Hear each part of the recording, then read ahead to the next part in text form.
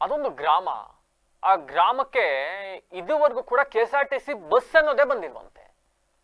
ಅಲೆಮಾರಿ ಜನಾಂಗದವರು ಅತಿ ಹೆಚ್ಚಾಗಿ ವಾಸ ಮಾಡ್ತಾ ಇರ್ತಕ್ಕಂಥ ಈ ಪ್ರದೇಶಕ್ಕೆ ಇದುವರೆಗೂ ಕೂಡ KSRTC ಬಸ್ಸನ್ನೇ ನೋಡಿಲ್ಲ ಇವರು. ವಿದ್ಯಾರ್ಥಿನಿಯರು ಕಾಲೇಜಿಗೆ ಹೋಗಬೇಕು ಅಂತ ಅಂದ್ರೆ ವಿದ್ಯಾರ್ಥಿನಿಯರು ಕಾಲೇಜಿಗೆ ಹೋಗಬೇಕು ಅಂದ್ರೆ ಸುಮಾರು 4 ರಿಂದ 5 ಕಿಲೋಮೀಟರ್ ನಡ್ಕೊಂಡು ಹೋಗಬೇಕು, ನಡ್ಕೊಂಡು ಬರಬೇಕು. ಇದೇ ಸಂದರ್ಭದಲ್ಲಿ ಈ ಗ್ರಾಮದಲ್ಲಿ ನಾನು ಈ ಹಿಂದೆ ಹೇಳದ್ನಲ್ಲ, ಇಡಿಯಟ್ ಫೆಲೋ ಒಬ್ಬ ತನ್ನ ತಾಯಿಯ ಮೇಲೆ ಅತ್ಯಾಚಾರಗೈದು ಕೊಲೆ ಮಾಡಿರ್ತಕ್ಕಂಥದ್ದು ಅದೇ ಗ್ರಾಮ. ಈ ಘಟನೆ ಆದ್ಮೇಲಂತೂ ಅಲ್ಲಿಯ ಯುವತಿಯರು ಕಾಲೇಜಿಗೆ ಹೋಗೋಕೆ ಹೆದರ್ಕೊಂಡ್ಬಿಟ್ಟಿದ್ದಾರೆ. ಯಾವ ಕ್ಷಣದಲ್ಲಿ ಹೆಂಗೋ ಯಾವ ಪಾಪಿ ಯಾವ ಬೇಲಿ ಸಂದಿರ್ತಾನೋ ಅಂತಕ್ಕಂಥ ಭಯ, ಕಾಲೇಜಿಗೆ ಹೋಗೋದಿಲ್ಲ ಅಂತ ಕೂತ್ಬಿಟ್ಟಿದ್ದಾರೆ. ಇನ್ನು ಗ್ರಾಮದ ಪರಿಸ್ಥಿತಿ ನೋಡಕ್ ಹೋದ್ರೆ ನೀವು ಸರಿಯಾದ ರಸ್ತೆ ಇಲ್ಲ, ಮೂಲಭೂತ ಸೌಕರ್ಯ ಇಲ್ಲ. ಅಲ್ಲೊಂದು ಸರ್ಕಾರಿ ಕಿರಿಯ ಪ್ರಾಥಮಿಕ ಶಾಲೆ ಇದೆ, ಸಂಪೂರ್ಣವಾಗಿ ಇವತ್ತೋ ನಾಳೆಯೋ ನಾಡಿದ್ದೋ ಬಿದ್ದೇ ಹೋಗ್ಬಿಡುತ್ತೆ ಆ ಸ್ಥಿತಿಲಿದೆ. ಜನಪ್ರತಿನಿಧಿ ಅನ್ನಿಸ್ಕೊಂಡವರು ಕಣ್ಮುಚ್ಚಿ ಕುಳಿತಿದ್ದಾರೆ, ಅಧಿಕಾರಿಗಳೆನಿಸಿಕೊಂಡವರು ಕಾಣದಂತಾಗಿದ್ದಾರೆ. ಯಾರು ಇಲ್ಲಿಯ ಮಹಾನ್ ಪುಣ್ಯಾತ್ಮ ಜನಪ್ರತಿನಿಧಿ, ಯಾರಿಲ್ಲಿಯ ಶಾಸಕ ಅಂತ ನೋಡ್ತಾ ಹೋದ್ರೆ ದಿನದ 24 ಗಂಟೆ ಅಧಿಕಾರಿಗಳನ್ನ ಬೈಕೊಂಡು ತನ್ನ ಮುಖವಾಡಗಳನ್ನ ಮುಚ್ಕೊಂಡು ಅಧಿಕಾರಿಗಳನ್ನ ಬೈದು ತಾನು ಬಹಳ ಶ್ರೇಷ್ಠ ಎಂಬಂತೆ ಬಿಂಬಿಸಿಕೊಳ್ಳುವ ಇದೇ ಬೇಲೂರಿನ ಮಿಸ್ಟರ್ HK ಸುರೇಶ್ ಅವರು. ಯಸ್, ನಾನಿವತ್ತು ನಿಮಗೆ ಹೇಳಕ್ ಕೊಟ್ಟಿರ್ತಕ್ಕಂಥದ್ದು ಸರ್ಕಾರಿ ಕಿರಿಯ ಪ್ರಾಥಮಿಕ ಶಾಲೆ ಬಿದ್ದು ಹೋಗ್ತಾ ಇದೆ, ರಸ್ತೆ ಇಲ್ಲ, ಕಾಲೇಜಿಗೆ ಹೋಗ್ಬೇಕು ಅಂದ್ರೆ 4 ಕಿಲೋಮೀಟರ್ ನಡ್ಕೊಂಡು ಹೋಗ್ಬೇಕಾದಂತ ಅನಿವಾರ್ಯತೆ. ಇಷ್ಟೆಲ್ಲ ಇರ್ತಕ್ಕಂಥದ್ದು ಅರಸೀಕೆರೆ ತಾಲೂಕಿನ ಜಾವಗಲ್ ಹೋಬಳಿಯ ನೀಲಗಿರಿ ಕಾವಲು ಅಂತಕ್ಕಂಥ ಗ್ರಾಮ. ಇದು ಅರಸೀಕೆರೆ ತಾಲೂಕಿಗೆ ಬಂದ್ರು ಕೂಡ ಬೇಲೂರು ವಿಧಾನಸಭಾ ಕ್ಷೇತ್ರಕ್ಕೆ ಬರುತ್ತೆ. ಅರಸೀಕೆರೆಗೆ ಅಭಿವೃದ್ಧಿಯ ಹೊಳೆಯನ್ನೇ ಹರಿಸಿ 100 ಕೋಟಿ ಅನುದಾನ ತಗೊಂಡೋಗಿದ್ದಾರೆ ಶಿವಲಿಂಗೇಗೌಡರು. ಆದ್ರೆ ತಮ್ಮ ತಾಲೂಕಲ್ಲೇ ಇದ್ದರೂ ಕೂಡ ಇದು ಅವರ ಕ್ಷೇತ್ರಕ್ಕೆ ಬರೋದಿಲ್ಲ, ಈ ಜನ ಅವರಿಗೆ ವೋಟ್ ಹಾಕೋದಿಲ್ಲ, ಹಂಗಾಗಿ ಅವ್ರ ಈ ಕಡೆ ತಿರುಗಿ ನೋಡ್ಲಿಲ್ಲ. ಇನ್ನು ಚುನಾವಣೆ ಸಂದರ್ಭದಲ್ಲಿ ಬಂದು ಕೈ ಮುಗಿದು ಮತಯಾಚನೆ ಮಾಡಿ ಹೋಗಿದ್ದಂತ ಉಲ್ಲಳ್ಳಿ ಸುರೇಶ್ ಅವರು ಚುನಾವಣೆ ಮುಗಿದು ಗೆದ್ದ ನಂತರ ಈ ಕಡೆ ತಿರುಗೇ ನೋಡ್ಲಿಲ್ಲ. ಪರಿಸ್ಥಿತಿ ಈ ಸ್ಥಿತಿಗೆ ಬಂದು ಹೋಗಿದೆ. ಅಲ್ಲಿಯ ಗ್ರಾಮಸ್ಥರು ಲಿಟ್ರಲಿ ಯಾವ ಸ್ಥಿತಿಲಿ ಇದ್ದಾರೆ ಅಂತ ಅಂದ್ರೆ ಉಲ್ಲಳ್ಳಿ ಸುರೇಶ್ ಅನ್ನೋರು ಹೋದ್ರೆ ಇವ್ರು ಹೇಳ್ತಿರ್ತಾರಲ್ಲ, ಬಟ್ಟೆ ಬಿಚ್ಚೋಡಿಸ್ಬಿಡ್ತೀನಿ, ಮರಕ್ಕಟ್ಟು ಓಡಿಸ್ತೀನಿ ಅಂತ. ಗ್ರಾಮಸ್ಥರು ಉಲ್ಲಳ್ಳಿ ಸುರೇಶ್ಗೆ ಆ ಸ್ಥಿತಿ ಮಾಡ್ಬಿಡ್ತಾರೆ. ಅಲ್ಲಿ ಹೋಗ್ಬಿಟ್ರೆ ಆ ಸ್ಥಿತಿಲಿ ರೊಚ್ಗೆದ್ದು ಬಿಟ್ಟಿದ್ದಾರೆ ಗ್ರಾಮಸ್ಥರು. ನೋಡೋವರ್ಗು ನೋಡಿದ್ದಾರೆ, ಕಾಯೋವರ್ಗು ಕಾಯ್ದಿದ್ದಾರೆ, ತಡ್ಕೊಳ್ಳೋವರ್ಗು ತಡ್ಕೊಂಡಿದ್ದಾರೆ. ಎಷ್ಟು ದಿವಸ ಈ ಸ್ಥಿತಿ ಅನುಭವಿಸಕ್ಕಾಗತ್ತೆ? ಮನೆ ಹೆಣ್ಮಕ್ಳು ಹೊರಗಡೆ ಬರಕ್ ಹೆದರ್ತಾ ಇದ್ದಾರೆ, ಕಾಲೇಜಿಗೆ ಹೋಗಿ ಬರಕ್ ಹೆದರ್ತಾ ಇದ್ದಾರೆ. 4 ಕಿಲೋಮೀಟರ್ ಆ ಕಾಡಿನ ಪ್ರದೇಶ ಇದ್ದಂಗಿದೆ, ಆ ಜಾಗದಲ್ಲಿ ನಡ್ಕೊಂಡ್ ಬರ್ಬೇಕು ಹೆಣ್ಮಕ್ಳು ಒಂಟಿಯಾಗಿ. ಸಂಜೆ 4 ಗಂಟೆ ಕಾಲೇಜ್ ಬಿಟ್ರೆ ಊರಿಗೆ ಬಂದು ಊರಿಂದ ನಡ್ಕೊಂಡ್ ಬರಕ್ಕೆ ರಾತ್ರಿ 7 ಗಂಟೆ 8 ಗಂಟೆ ಆಗುತ್ತೆ. ಆ ಕತ್ಲಲ್ಲಿ ಹೆಂಗ್ ಬರ್ಬೇಕು? ಭಯ, ಹೆದರಿಕೆ, ಸ್ಟ್ರೀಟ್ ಲೈಟ್ಸ್ ಇಲ್ಲ, ರಕ್ಷಣೆ ಇಲ್ಲ, ಸರಿಯಾದ ರಸ್ತೆ ಇಲ್ಲ. ಯಾಕೆ ಊರಿಗೆ ಬಸ್ ಬಿಟ್ಟಿಲ್ಲ ಅಂದ್ರೆ ಸರಿಯಾದ ರಸ್ತೆ ಮಾಡಕ್ಕಾಗಿಲ್ಲ ಯೋಗ್ಯತೆಗೆ ಅಲ್ಲಿ ಯಾರು ಶಾಸಕರಿದ್ದಾರೆ ಅವ್ರ ಕೈಲಿ. ಪರಿಣಾಮ ಊರಿಗೆ ಬಸ್ ಬರ್ತಾ ಇಲ್ಲ.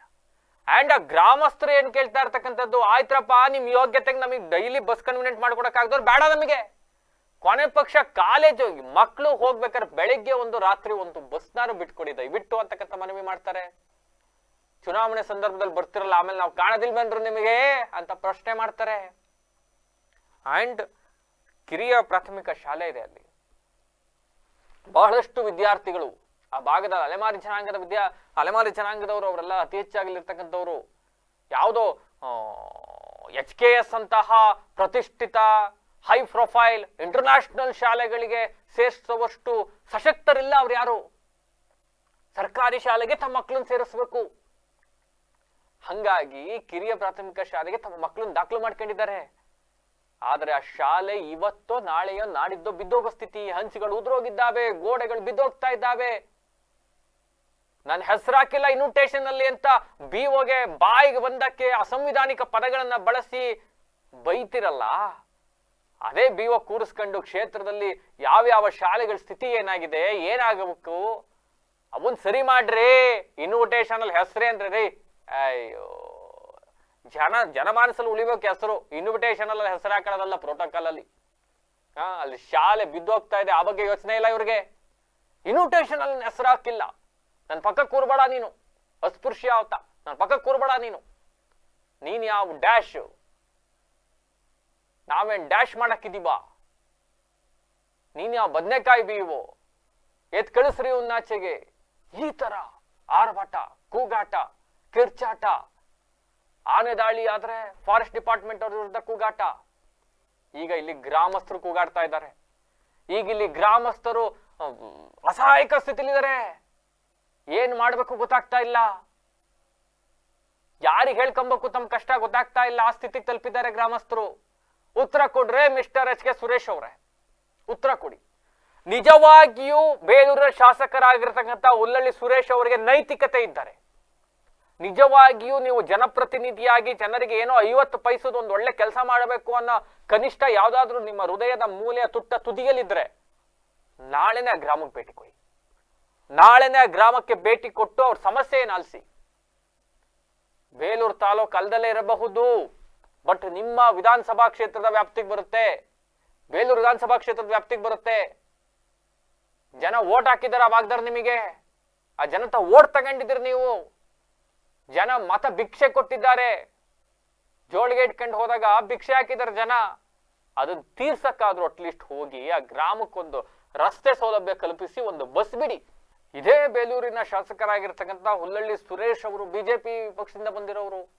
ಇದೇ ಮೋದಿ ಅವರು ಒಂದು ಘೋಷವಾಕ್ಯ ಇಟ್ಕೊಂಡು ಹೊರಡ್ತಾರೆ ಎಲ್ಲ ಕಡೆ, ಬೇಟಿ ಬಚಾವೋ ಬೇಟಿ ಬಡಾವೋ, ವಿದ್ಯಾರ್ಥಿನಿಯರಿಗೆ ಶಿಕ್ಷಣ ಕೊಡಿಸ್ಬೇಕು.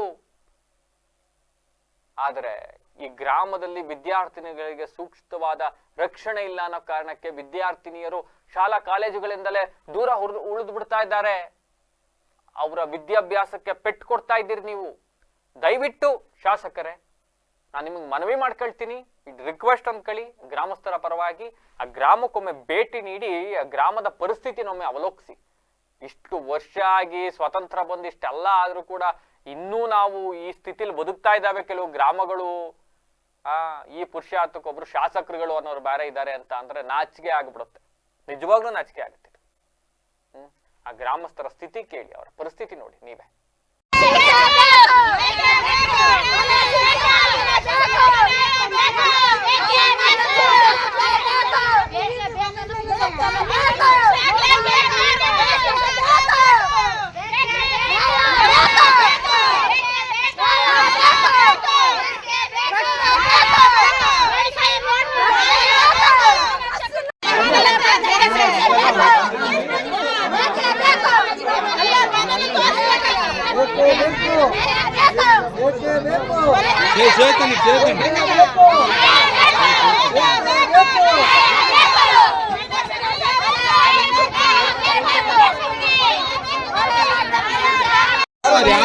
ಶಾಸಕರು ಬಂದಿಲ್ಲ, ಯಾರು ಬಂದಿಲ್ಲ? ಶಾಸಕರು ಬಂದು ನೋಡ್ಕೊಂಡು ಹೋಗಿದ್ದಾರೆ. ಮತ್ತು ನಾವು ಎಲ್ಲ ವಿಡಿಯೋ ಮಾಡಿ ಕಳ್ಸಿದೀವಿ, ಯಾರು ಕ್ರಮ ತಗೊಂಡಿಲ್ಲ. ಅದು ಬೇಡ ಅಂತ ಹೇಳ್ಬಿಟ್ಟು ಅಲ್ಲೇ ಹೋಗ್ಬಿಟ್ಟು ನಾವು ಬೇಲೂರಿಗೆ ಹೇಳ್ ಬಂದಿದ್ದೀವಿ, ಸರ್ ಈ ಥರ ಆಗ್ಬಿಟ್ಟಿದೆ, ನೀವು ಗಮನ ತಗೊಳ್ಳಿ ಅಂತ. ಅದನ್ನು ತಗೊಳ್ತಾ ಇಲ್ಲ. ಸ್ಕೂಲ್ ಮಕ್ಕಳು ಯಾವಾಗ ಏನಾಗುತ್ತೆ ಗೊತ್ತಿಲ್ಲ ಸರ್, ಬೆಳಗ್ಗೆ ಆಗ್ಬಿಟ್ಟಿದೆ. ಒಟ್ಟು ಈಗ ಮಳೆ ಬಂದ್ರು ಹೇಳೋಕ್ಕಾಗಲ್ಲ, ಗಾಳಿ ಬಂದ್ರು ಹೇಳೋಕ್ಕಾಗಲ್ಲ, ಆ ಥರ ಆಗ್ಬಿಟ್ಟಿದೆ. ಅದ್ರ ಬಗ್ಗೆ ನೀವು ಗಮನ ತಗೊಳ್ಳಿ. ತಗೊಂಡ ಮಕ್ಕಳಿಗೆ ಒಂದು ದಾರಿ ತೋರಿಸ್ಕೊಡಿ ಸರ್, ವೆಹಿಕಲ್ ತೋರಿಸ್ಕೊಟ್ಟು ಮಕ್ಕಳಿಗೆ ಒಂದು ಇದು ಮಾಡ್ಕೊಡಿ ಸರ್, ಅಷ್ಟೇ ಇದೆ ಸರ್. ಈಗ ಯಾರು ಒಳಗಡೆ ಅದು ಹೆಚ್ಚು ಕಮ್ಮಿ 45-50 ವರ್ಷದ ಮೇಲೆ ಆಯ್ತಂತೆ ಸ್ಕೂಲ್ ಕಟ್ಟಿ. ಎಜುಕೇಶನ್ ಪ್ರಾಬ್ಲಮ್ ಆಗಿದೆ, ಅಲ್ಲಿ ಗೋಡೆ ಎಲ್ಲ ಸೀಳ್ಕೊಂಡು ಹೋಗಿದೆ, ಅಂಚೆಲ್ಲ ಹೋಗಿದಾವೆ, ಏನೂ ಇಲ್ಲ ಸರ್. ಅದರಲ್ಲಿ ಯಾವಾಗ ಬೀಳುತ್ತೆ ಏನಾಗುತ್ತೋ ಗೊತ್ತಿಲ್ಲ. ಎಲ್ಲ ಸಣ್ಣ ಸಣ್ಣ ಮಕ್ಕಳು, ಭಾರಿ ಕಷ್ಟ ಆಗಿದೆ. ಅದ್ರ ಬಗ್ಗೆ ನೀವು ಕ್ರಮ ತಗೋಬೇಕು ಸರ್, ಅಷ್ಟೇ. ನಮಗೆ ನ್ಯಾಯ ಕೊಡಿಸಿ. ಮಕ್ಕಳಿಗೆಲ್ಲ ಇವ್ರು ತೊಂದರೆ ಆಗಿದೆ. ನಮ್ಗೆ ಯಾರು ನೀಲಿ ಕಾವಲ ಅನ್ನೋದು ಯಾರಿಗೂ ಗೊತ್ತಿಲ್ಲ.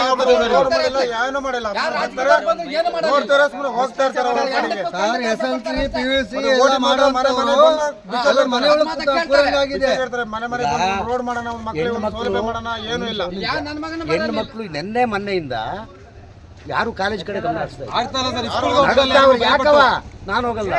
ಈ ಹಿಂದೆ ಆಗ್ಲೇ ಟಾರ್ಚರು, ಸಣ್ಣ ಪುಟ್ಟ ಹೆಣ್ಮಕ್ಳಿಗೆ ರೇಗಿಸೋದು, ಟಾರ್ಚರ್ ಕೊಡೋದು ಈಗೆಲ್ಲ ನಡೆದಿದೆ. ಈ ಹೆಣ್ಮಕ್ಳು ಬಂದು ಪೋಷಕರ ಹತ್ರ ಹೇಳ್ಕೊಂಡಿದ್ದಾರೆ. ಪೋಷಕರು ಏನೋ ನೋಡೋಣ ಒಂದು ಅಂಜಿಕೆಯಿಂದ ಯಾಕೆ ಮೊದಲೇ ಇವರು ಅಲಿಮಾರಿಸಿ ಹುಡುಗಾಡಿಸಿದ್ರು ಜನಾಂಗ ನಮ್ಮದು. ಅಲಿಮಾರಿಸಿ ಪಾಪ ಎಲ್ಲೆಲ್ಲಿ ಬೇಕೋ ಜೀವನ ಯಾವುದೋ ಥರದಲ್ಲಿ ಕಾಲ ಮಾಡ್ಕೊಂಡು ಹೋಗ್ತಕ್ಕಂಥ ಜನಾಂಗ ಇಲ್ಲಿ. ಈ ಜನಾಂಗಕ್ಕೆ ಮೂಲಭೂತ ಸೌಕರ್ಯದಲ್ಲಿ ರಸ್ತೆ ಸೌಕರ್ಯ ಇಲ್ಲ, ಮತ್ತು ಬಸ್ಸಿನ ಸೌಕರ್ಯ ಇಲ್ಲ. 4 ಕಿಲೋಮೀಟ್ರು ಹೆಣ್ಮಕ್ಳು ಪಾಪ ಮೆಜಾರಿಟಿ ಬಂದ್ರಂತ ಹೆಣ್ಮಕ್ಳು ಕಾಲೇಜು ಬಿ ಏನೋ ಮತ್ತೊಂದು ಓದುವಂಥವ್ರು ಈ ದೃಶ್ಯ ನೋಡಿದಾಗ ಅವ್ರು ಹೋಗೋದು ಉಂಟೆ ಎದ್ರಿ ಗಡ ನಡ್ಕೊಂಡು ಎದ್ರಿ ಮನೆ ಕಡೆ ಸಿಕ್ತು ನಿಂತವ್ರೆ. ದಯಮಾಡಿ ಜನಪ್ರತಿನಿಧಿಗಳು ಇಲ್ಲಿಗೆ ಬೇಕಾಗಿರ್ತಕ್ಕಂಥ ಮುಖ್ಯವಾದಂಥ ಅಂಶ ಏನು, ರಸ್ತೆ ಸೌಕರ್ಯ ಆಗಬೇಕು, ಬಸ್ಸಿನ ಸೌಕರ್ಯ ಬೇಕು. ಹೆಣ್ಮಕ್ಳು ನಮಗೆ ಆಗಲೆಲ್ಲ ಬೇಕಾಗಿಲ್ಲ, ಬೆಳಿಗ್ಗೆ ಟೈಮು ಒಂದು ಟೈಮು, ಸಂಜೆ ಮಕ್ಕಳು ಬರುವಾಗ ಒಂದು ಟೈಮು ಬಸ್ಸಿನ ವ್ಯವಸ್ಥೆ ಆದರೆ ಮಕ್ಕಳು ವಿದ್ಯಾವಂತರಾಗಿ ಮುಂದಕ್ಕೆ ಹೋಗ್ತಾರೆ. ಇಲ್ಲ ಅಂದರೆ ಇಲ್ಲಿಗೆ ಕೈ ಬಿಟ್ಟು ಮಕ್ಕಳೆಲ್ಲ ಮನೆ ಕಡೆ ಸೇರ್ತಾರೆ. ಅಲ್ಲ, ದಯಮಾಡಿ ಜನಪ್ರತಿನಿಧಿಗಳು ಇದು ಮುಖ್ಯವಾದಂಥ ಅಂಶವನ್ನು ಈ ಜನಾಂಗ ಇಲ್ಲಿ ಪಾಪ ನೋವಾಗಿದೆ. ಇದೊಂದು ವಿಚಾರ ಹೇಳ್ತೀನಿ ಸರ್, ನಮ್ಮ ಸಮಾಜದಲ್ಲಿ ಸುಮಾರು ಹಲವಾರು ಹಳ್ಳಿಗಳಿದ್ದಾವೆ ಈ ಹಾಸನ ಜಿಲ್ಲೆ, ಚಿಕ್ಕಮಗಳೂರು ಹೀಗೆಲ್ಲ. ಆದರೆ ಇಂಥ ದೃಶ್ಯ ನಾವು ಇದೇ ಪ್ರಥಮ ನೋಡಿರೋದು. ದಯಮಾಡಿ ಅವರಿಗೆ ಏನು ಮೈನರ್ ಅನ್ಬೋದು, ಹಿಂದ್ಗಡೆ ಎಷ್ಟು ಜನ ಇದ್ದಾರೋ ಅದು ಕಾನೂನು ಅಥವಾ ನೀವು ಪ್ರಶ್ನೆ